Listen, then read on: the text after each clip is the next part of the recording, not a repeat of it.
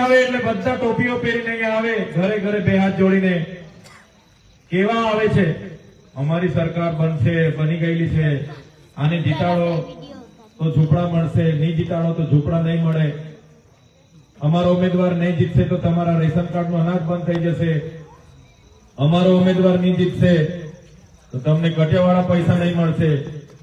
તો આ ઝૂંપડા અને રેશન કાર્ડનું અનાજ કે તમારા ઘરેથી આવે છે તો બંધ થઈ જશે.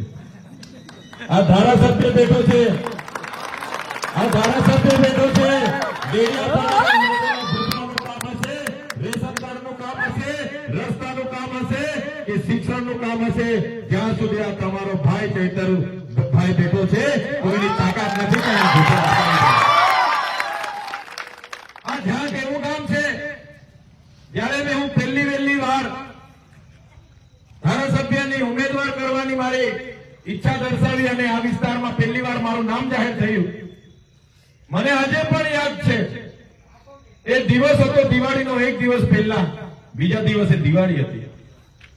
મને ઝાંકના યુવાનોએ, ઝાંકના આગેવાનોએ કીધું, મારી રેશમાબેન, મગનભાઈ, સુરજીભાઈ, દિનેશભાઈ, નિલેશભાઈ, એ લોકોએ કીધું, સાહેબ તમારું નામ ડિક્લેર થઈ ગયું છે, અમારા ગામમાં લોકો તમને બોલાવે છે, આવો.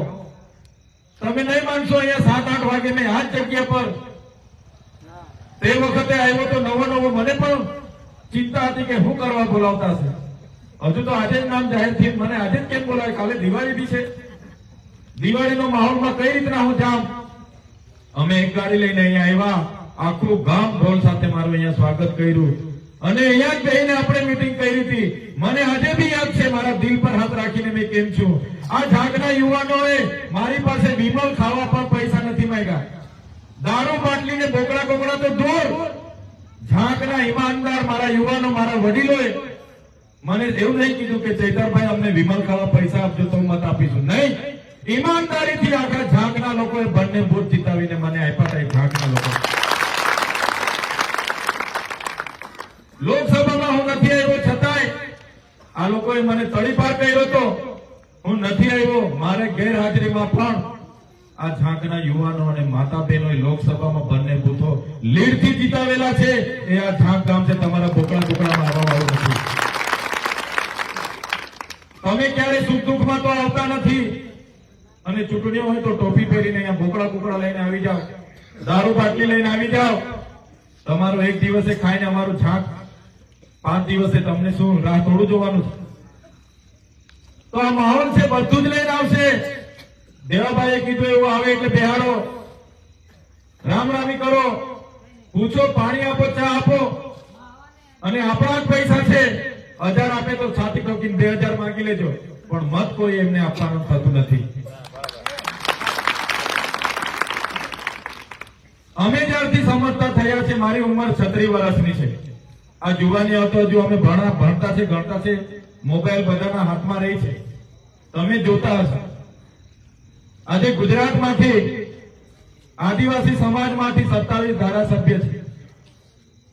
હું અહીંનો ડેડિયાપાડાનો ધારાસભ્ય નનંદભાઈ પટેલ, બે અમે આદિવાસી સમાજના અને બીજા 25 એ ભારતીય જનતા પાર્ટીના ધારાસભ્ય છે.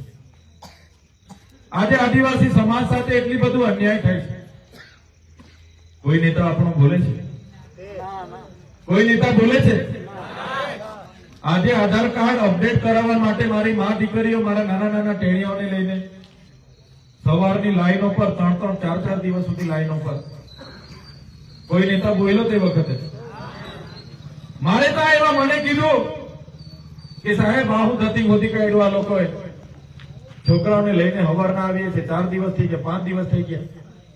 તાત્કાલિક મામલતદારને અને પ્રાંતને બોલાવ્યા, ઉપરથી નીચે ઉતરો, એસી માંથી અમારા લોકોના આધાર કાર્ડ ને કેન્દ્ર ચાલુ કરો, બાકી તમારી મામલતદારને હમણાં તાળું મારી દે છે. કીધું તું કે નહોતું કીધું?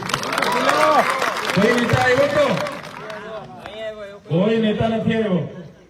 જયારે આદિવાસીઓનું બોલવાનું આવે ત્યારે એક પણ નેતા નથી. તમારી 30 વર્ષની સરકાર છે ભાઈ, તમે ધારતા તો અહીંયા બધો થઈ જવાનું હતું. તમને 30 વર્ષથી અમારા લોકો કૂદીને મત આપ્યા છે. આજે લોકસભાનું સંસદનું સત્ર ચાલે છે અને સાંસદ તો અહીંયા દિવસ રાત ઘરે ઉજાગરા કરે છે, અહીંયા રાત રોકાય છે. કુકડા ખવડાવે, બોકડા ખવડાવે, દારૂ પીવડાવે છે. તો તમે સાંસદ તરીકે લોકસભામાં જાઓ, તમે ત્યાં રજૂઆત કરો આદિવાસીઓને નર્મદાનું પાણી મળે એના માટે કેમ તમે બોલતા નથી? આદિવાસી વિસ્તારમાં માસ્ટરો નથી એના માટે કેમ તમે બોલતા નથી? આદિવાસી વિદ્યાર્થીઓની શિષ્યવૃત્તિ બંધ થઈ ગઈ એના માટે કેમ તમે બોલતા નથી? નકલી કોલેજો ચાલે છે, હમણાં નર્સિંગની કોલેજ અમે બહાર પાડી રાજપીપળા, એના માટે કેમ તમે બોલતા નથી? આ વિસ્તારમાં બહારના લોકો આવીને મા બેટીઓ પર અત્યાચાર કરે છે, કેમ તમે બોલતા નથી? તમારી સરકારમાં કેમ બોલતા નથી? અને આજે ઘરે ઘરે ચૂંટણી છે એટલે ફરો છો. ત્યારે સાથીઓ, આદિવાસીઓનું કોઈ બેલી નથી, કોઈ બેલી નહીં મળે. આટલા બધા ધારાસભ્ય જયારે આપણા લોકો સાથે કંઈ થાય છે એક શબ્દ બોલવા તૈયાર નથી. આપણા સાંસદો છે ધારાસભ્ય, આપણા સમાજના, સમાજ સાથે થઈ જાય છે, કંઈ પણ થાય એક શબ્દ બોલવા તૈયાર નથી. ત્યારે અમને દુઃખ થાય છે. અમે બોલીએ છીએ, અમને દેખાતું નથી, અમે દેખીએ અમને દુઃખ થાય છે. એ કેવડિયાના હોય, દાહોદના હોય, રાજપીપળાના હોય, ભરૂચના હોય કે અંકલેશ્વરના હોય, આપણી મા બેટીઓ સાથે અત્યાચાર થાય છે ને, આપણા યુવાનો સાથે અન્યાય થાય, અમને નથી બેઠાતું. અમે બોલીએ છીએ, તમે જોતા હશો, કહેતા હશે કે આ ચૈતરભાઈ શું કાઢ્યું, ઘડીકમાં પોલીસ સાથે લડાઈ, કલેક્ટર સાથે લડાઈ, એસપી સાથે લડાઈ. તમને બી ચિંતા થતી હોય કે આને શું કરવા, આ નહીં કરવું, એ નહીં જતા તો હારું, આ બધું શું કરે. પણ આપણા લોકો સાથે અન્યાય થાય છે, અમને નથી ગમતું. આપણે લોકો સાથે અન્યાય થાય, અમારે મંત્રી હાથે લડવું પડે, તંત્રી હાથે લડવું પડે, કલેક્ટર હાથે લડવું પડે, અમે લડી લેવા તૈયાર છે, પણ આપણા લોકો સાથે અન્યાય થવા દેવા માટે અમે તૈયાર નથી. કેવડિયામાં 2 યુવાનો એકને એક દીકરા હતા. આજ વર્ષે ચોમાસામાં બાંધીને એમની જમીને ત્યાં ગઈ. બિચારાઓએ રાતે ખાધું હશે, મોબાઈલ વાત કરતા કરતા ગયા ને બેઠા. બહારના લોકોએ થાંભલા સાથે બાંધીને એટલો માર્યા, મરી ગયા, ત્યાં સુધી માર્યા. અને મરી ગયા પછી ત્યાંના લોકો, નેતાઓ ત્યાંના દોડી ગયા, હવારમાં દોડી ગયા અને ઘરવાળાને કીધું તમે મીડિયામાં નહીં આપતા, કોઈ પૂછે તો કોઈને કહેતા નહીં, ફટાફટ આની અગ્નિ સંસ્કાર કરો, નહીં તો તમારા પર કેસ થશે. આ લોકો ચોરી કરવા ગયેલા, આપણા નેતાઓ ત્યાં જઈને કહેતા હતા, ભીડ આવે. પેલા લોકોને 8:30 વાગે ફોન આવ્યો, ચૈતરભાઈ બોલો છો? મેં કીધું હા. તમારો નંબર હોય તો છે, અમારા છોકરાઓને મારી નાખ્યા છે ને અમારા નેતા ઉલટા અમને જેલમાં નાખવાની વાત કરે છે, આવો તમે. અમે નિરંજનભાઈ, દેવાભાઈ, અમારી પૂરી ટીમ ત્યાં પહોંચી ગઈ. પોલીસને કીધું કાર્યવાહી કરો. પોલીસે કીધું એ તો સરકારનું દબાણ છે, અમારાથી નહીં કઈ થાય. મેં કીધું અમારા છોકરા મરી ગયા છે અને સરકારને આનું દબાણ છે, વળતર આપો. એક જણ પ્રશ્નો મસ નહીં થાય. અમે કીધું કાયદો ને વ્યવસ્થા હવે હાથમાં લઈએ છે, તમે જાઓ, તમારું કામ જાણે. ત્યારે 20-20 લાખ રૂપિયા વળતર અપાયું અને આપણો ત્યાંનો એક પણ નેતા બોલવા તૈયાર નહીં. કેવડિયામાં સ્ટેચ્યુ ઓફ યુનિટી બનાવી 6 ગામના લોકોને વિસ્થાપિત કરી દીધા છે. આજે ત્યાં આપણી મા બેટીઓ, આપણા યુવાનો, રિક્ષાવાળા બિચારા રિક્ષા ફેરવતા હતા. ગયા મહિને આવ્યા, મને કે સાહેબ અમે 150 જણ રિક્ષા ફેરવીએ છે, આ લોકોએ બંધ કરી દીધા. જેમની જમીનો ગઈ, બિચારા રિક્ષા ચલાવીને. એટલે આ સરકારે કીધું કે ભાઈ બસમાં બેસીને જવાનું, અહીંયા કેવડિયામાં એક પણ રિક્ષા નહીં જોઈએ. આવ્યા મારી પાસે, અમે નિરંજનભાઈ, દેવાભાઈ ને બધા ગયા, સીઓ ની ઓફિસે ગયા. એટલે સીઓ અમે નીચેથી ઉપર જઈએ ત્યાં સુધી નાહી ગયો, પણ એનો નાયબ કલેક્ટર હતો, એને મેં કીધું આમાં અમારા આદિવાસીઓની જમીન ગઈ છે, આ રિક્ષાવાળાઓની જમીન ગઈ છે, તું કાંથી આવીને અહીંયા કહે છે કે રિક્ષા નહીં ફેરવવા તેમ. પેલા કલેક્ટરને કીધું તારા સીઓ ને કહી દેજે, અમારા રિક્ષાવાળાને જો હેરાન કર્યા છે ને એને બંગલેથી કલર પકડીને રસ્તા પર ઘસડીને લઈ જવા કહી દેજો. એને આવ્યું આજે રિક્ષાવાળો ચાલવે છે. રાજપીપળામાં હરસદી માતાની આગળ આ ભાજપ વાળા આપણા લોકો નાનો ફ્રૂટનો, જ્યુસનો, ફૂલહારનો ધંધો કરતા હતા. મહિનો બી નથી થતો, આ ભાજપ વાળાને કહ્યું કે અહીંયા અમે બિલ્ડિંગ, શોપિંગ સેન્ટર બનાવવાના છે, હટાવી દો આ લોકોને. 15-20 વર્ષ સુધી એ લોકો પોતાનો પરિવારનું ગુજરાન એ લારીઓથી ચલાવતા હતા. એક કી ગાડી ગયા આ લોકો, પોલીસને લઈને, બુલડોઝર લઈને બધું ખોદીને ટેમ્પામાં બધું ઉચકીને ભરી દીધું. પેલા બિચારા રડતા રહી ગયા. ફોન આવ્યો મારી પાસે, મને કે ચૈતરભાઈ, અહીંના નેતાઓને કીધું, એક પણ નેતા અહીંયા આવતા નથી. તમે આવો, અમારું તો બધું લૂંટાઈ ગયું. મેં કીધું બેન તમે ચિંતા નહીં કરો, હું સવારે આવું છું. સવારે ગયા અમે, ત્યાંનો નગરપાલિકાનો ચીફ ઓફિસર આઈએસ અધિકારી બેન હતા. એને મેં કહી દીધું હતું કે તમે અહીંયા બધી જમીનો લઈને અહીંયા નથી આવ્યા, તમે નોકરી કરવાનું હોય તો હરકા કરો, અને અમારા લારી ગલ્લા વાળાને જો હેરાન કર્યા છે તો તમે જાણો, તમારું કામ જાણે. એક પણ લારી વાળાને હટાવ્યા છે તો તમે જાણો. બીજા દિવસેથી લારી વાળાને અમે ચાલુ કરાવી દીધું હતું. એટલા માટે કહેવા માંગીએ છીએ કે રાજપીપળા કયા નેતાઓ રહી છે. જેએનએમ બોગસ કોલેજ હતી, 400 છોકરીઓના 3-3 લાખ રૂપિયા ફી લઈને લોકોએ છેતરપિંડી કરી. આપણો એક પણ નેતા બોલવા તૈયાર નહીં. ધરણા પર બેસવું પડ્યું અમને. પોલીસ કાર્યવાહી નહીં કરે, કાર્યવાહી કરાવી પડી. ત્યારે મિત્રો જોઈ લો શું હાલત છે આદિવાસીની. કોઈ બેલી નથી. આ તો ચૂંટણીઓમાં બધું હારું લગાડવા માટે, મત માંગવા માટે આવે છે. 5 વર્ષ સુધી કોઈ દેખાવાનું નથી. આજે આપણા વિદ્યાર્થીઓ 12 પાસ કરે એટલે એમને આગળ ભણવાના પૈસાને સગવડ નહોતી. વર્ષોથી સરકારની સ્કોલરશીપ યોજના ચાલતી હતી, પોસ્ટ મેટ્રિક શિષ્યવૃત્તિ યોજના, જેમાં 80,000 લાખ 1.5 લાખ શિષ્યવૃત્તિ મળતી હતી. એ શિષ્યવૃત્તિ ફી ભરીને, એ શિષ્યવૃત્તિ ઉપાડીને ફી તરીકે ભરીને આપણા છોકરાઓ કોઈ એએનએમ કરે, જીએનએમ કરે, બીએસસી કરે, એમએસસી કરે, બીએ કરે, બીએડ કરે. આ સરકારોએ ગયા 10મા મહિનામાં 28/10/2024 ના રોજ પરિપત્ર બહાર પાડ્યો કે આદિવાસી વિદ્યાર્થીઓને પોસ્ટ મેટ્રિક શિષ્યવૃત્તિ મળતી હતી, અમે આજેથી બંધ કરી દઈએ છીએ. તમે નહીં માનો, 60,000 વિદ્યાર્થીઓ હડતાલ થઈ ગયા. ઘરે અવતાર્યા, સર્ટીઓ કઢાવી લીધી, કોલેજોએ સર્ટીઓ આપી દીધી. આદિવાસીઓનો એક પણ નેતા બોલવા તૈયાર નથી. અમને રડતા જેમ છોકરાઓ ફોન કર્યા. હું ગાંધીનગર ગયો, બધા છોકરાઓ 2,000-3,000 છોકરાઓ ભેગા થયા. બિરસા મુંડા ભવને ગયો, પોલીસ સાથે લડાયા, બિરસા મુંડામાં ઘૂસ્યા, સેક્રેટરીને બોલાવ્યો, ધમાલો કરી. અમારા બાળકોનું તમે કેમ છીનવી લીધું? એક પણ નેતા, આદિવાસીનો એક પણ નેતા બોલવા તૈયાર નથી. કહેવાનો મતલબ આ પરિસ્થિતિ આપણી છે. આઝાદી થઈ ગઈ, પ્રોજેક્ટોમાં જમીનો ગઈ, ડેમોમાં જમીનો ગઈ, રેલવેમાં જમીનો ગઈ, હાઈવેમાં જમીનો ગઈ, આ લોકોના બિલ્ડિંગોમાં જમીનો ગઈ. અને આદિવાસીની પરિસ્થિતિ શું છે જોઈ લો તમે. તુરખેડા સ્ટેચ્યુ ઓફ યુનિટી થી 10 કિલોમીટર ગામ છે, આપણા જિલ્લાનું ચાપટ ગામ છે.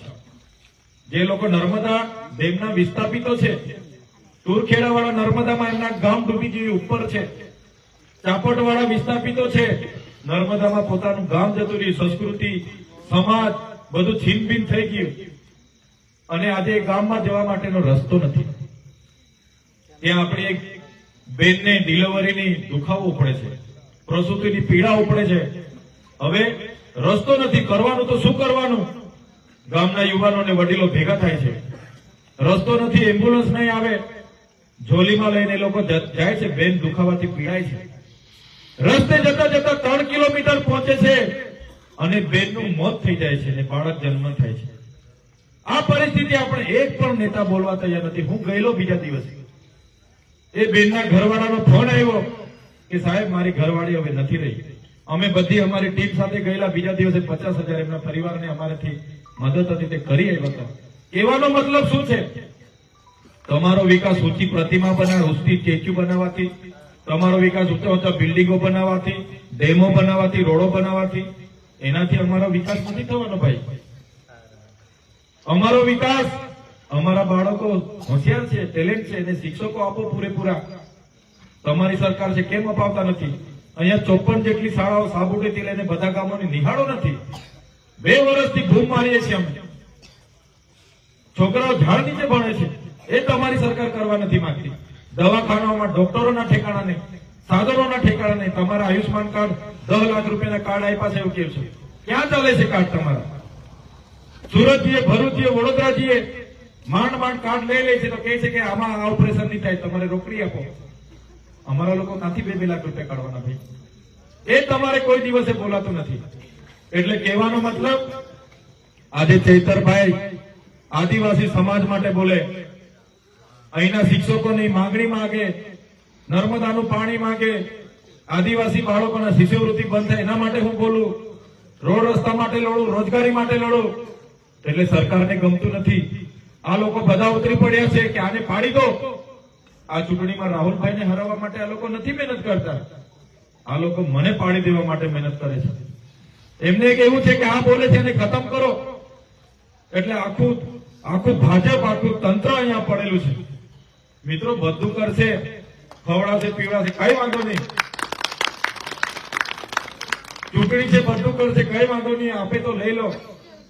પણ આ ચૂંટણી ખૂબ મહત્વની છે, ખૂબ મહત્વની છે. કેમ કે આ લડતની શરૂઆત હવે આપણે કરી છે. એ લોકો કહેતા હશે કે ચૈતરભાઈ શું કરવાના, દિલ્હીમાં કેજરીવાલ હારી ગયા. મારા ઝાંકના લોકોના કામ માટે દિલ્હી આપણે નથી જવાનું. હું ડેડિયાપાડા જ બેઠો છું, કઈ બી કામ હોય તો આવી જજો. આ ચૈતરભાઈ બેઠો છે, જે બી કામ હોય આવી જજો. મારે તે નાનો છોકરાઓ પણ આવે છે, જવાબ આપું છું. વડીલ આવે, માતા બહેનો આવે, બધાને મળું છું. કોઈ દિવસે સાહેબગીરી નથી કરી મેં. ત્યારે એમના જેવા ખોવાઈ નથી જતા અમે. એટલા માટે કેમ છું, કોઈ ચિંતા કરવાની જરૂર નથી. આજે એમની સરકાર છે, છતાં ડેડિયાપાડામાં તમે જોઈ લો. આ છોકરાઓ ઓનલાઈન જોતા હોય તો ઓનલાઈન પર ચેક કરી લેજો. ગુજરાતમાં સૌથી વધારે સોલરની યોજના હોય, રસ્તાઓની યોજના હોય, મનરેગાની યોજના હોય, આવાસની યોજના હોય, ગુજરાતમાં સૌથી વધારે જો કામ થયું હોય આપણા ડેડિયાપાડા મત ક્ષેત્રમાં થયું છે. આપણી તાકાત છે. ચૈતરભાઈ, તમારા કામ માટે મુખ્યમંત્રી સાથે લડાવવાનું થશે, મંત્રી તંત્રી સાથે લડાવવાનું થશે, કલેક્ટર સાથે લડાવવાનું થશે. હું લડાઈશ, પણ તમારું કામ હું ક્યારે અટકવાની જેમ તમારા કામ હું કરીશ. આ લોકોના મોટા મોટા પ્રોજેક્ટો આવે છે, તમે જોયું હશે મારો એક વિડીયો. મંત્રી 400 કરોડનો પ્રોજેક્ટ લઈને માલ સામાન ઉદઘાટનમાં આવ્યો તો જોયો તો ને તમે?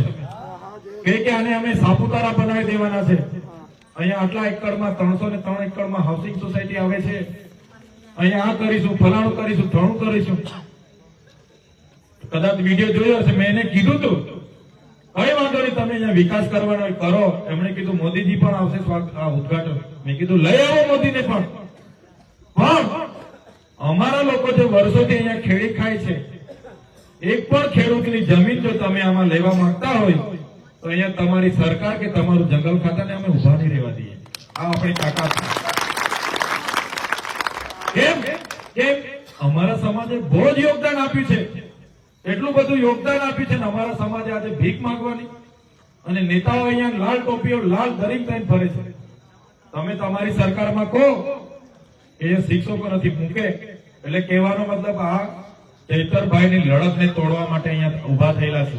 આજે દાહોદમાં કઈ થાય છે તો તમારા ધારાસભ્યને બોલાવે છે, તમે જાઓ, અમારા નેતાઓ કઈ નહીં કરશે, તમે જ કરશો. ડાંગમાં કઈ થાય, વલસાડમાં કઈ થાય, ગોધરામાં કઈ થાય કે છોટાઉદેપુરમાં મને બોલાવે છે. ચૈતરભાઈ તમે આવો તો જ અમને ન્યાય મળશે. હું જાઉં છું, ન્યાય અપાવું છું.